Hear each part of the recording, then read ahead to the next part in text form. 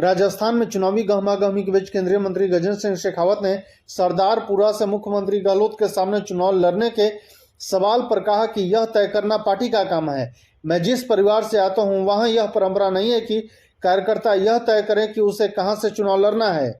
उन्होंने कहा कि मैं जिस परिवार से आता हूं वहां अगर मेरा संगठन यह तय करता है कि मुझे राजनीति के अलावा किसी अन्य क्षेत्र में काम करना है तो मैं उसके लिए भी तैयार हूं। शेखावत सोमवार को भाजपा मीडिया सेक्टर में पत्रकार वार्ता को संबोधित कर रहे थे। उन्होंने कहा कि बड़े बड़े संत महात्मा खुद कभी अपने आप को फकीर नहीं कहते, यह दोहरे चरित्र जीने वालों को ही ऐसा करना पड़ता है। शेखावत ने कहा कि जब मुख्यमंत्री ने अपने पास 1 इंच जमीन नहीं होने की बात कही थी उस वक्त भी मुझे पता था कि वो अपने फ्लैट के बारे में भूल गए हैं। इसके अलावा भूल गए होंगे कि मॉरिशस के रूट से होकर पैसा कैसे आया, कहाँ निवेश हुआ और फिर वापस उनके और उनके बेटे के खातों में पहुंचा। शेखावत ने राज्य में पुजारियों की लगातार हो रही हत्याओं पर दुख व्यक्त करते हुए कहा कि अब तक राज्य में कुल 12 पुजारियों की निर्ममता पूर्वक हत्या कर दी गई, लेकिन किसी के परिजनों को मुआवजा भी नहीं दिया गया।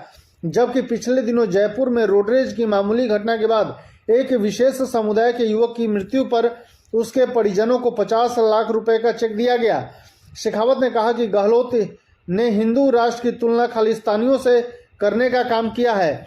उन्होंने उन खालिस्तानियों को समर्थन करने की कोशिश की है जिसकी आग में उनके प्रिय नेता की हत्या हुई। गहलोत पहले ये स्पष्ट करें कि क्या वे पाकिस्तान का समर्थन करते हैं। राजस्थान के कई नौजवान खालिस्तान के खिलाफ लड़ी जाने वाली लड़ाई में शहीद हुए हैं। गहलोत ने तुलना करने का यह गैर जिम्मेदाराना काम किया। यह उनका उन शहीदों का अपमान है जो इसके खिलाफ लड़ी गई लड़ाई में काल कवलित हुए हैं। उन्होंने खालिस्तान के आतंकवादियों द्वारा मारे गए निर्दोष लोगों के परिजनों की भावना पर तेजाब डालने का काम भी किया है। केंद्रीय मंत्री ने कहा कि राजस्थान में मुख्यमंत्री हताश हैं, निराश हैं और दुखी हैं। वे अपनी ही पार्टी द्वारा आपसी द्वंद्व के चलते जिस तरीके से उनकी पार्टी में हालात उत्पन्न हुए हैं इससे वे दुखी हैं। ऊपरी तौर पर भले ही सब कुछ शांत दिख रहा हो लेकिन कांग्रेस के हालात खराब हैं।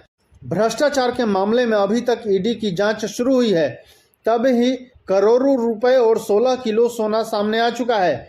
भ्रष्टाचार की कलई खुलती है तब बौखलाकर गहलोत ईडी के दुरुपयोग जैसे बयान देते हैं। शेखावत ने टिकटों के वितरण बाद उपजे असंतोष पर कहा कि ये फैसला सामूहिक निर्णय के आधार पर होते हैं क्योंकि कार्यकर्ताओं को भाजपा की सरकार बनने की उम्मीद बढ़ी है, इसलिए टिकट नहीं मिलने वालों का गुस्सा भी बढ़ा है। यह तात्कालिक है, थोड़े दिनों में सब शांत हो जाएगा।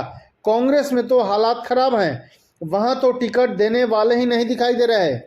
पहले से ही बवाल से डर रहे हैं। विधायक सूर्यकांत व्यास का टिकट कटने को लेकर उन्होंने कहा कि कुछ उम्र को भी लेकर नीतियां बनी हुई हैं। सूर्यकांत व्यास हमारी मातृ स्वरूपा हैं, वह पार्टी के साथ हैं। उन्होंने सहर्ष भाजपा प्रत्याशी का स्वागत किया है। केंद्रीय मंत्री शेखावत ने कहा कि पिछले दिनों कांग्रेस के राष्ट्रीय अध्यक्ष खड़गे जी ने कहा था कि लाल डायरी में सरकार आने की बात लिखी गई है, जबकि हकीकत यह है कि उन्होंने अधूरी बात कही है। लाल डायरी में यह लिखा है कि कांग्रेस ने भ्रष्टाचार से इतने पैसे कमा लिए हैं कि उसके दम पर वह दोबारा सरकार बना सकती है। धन्यवाद।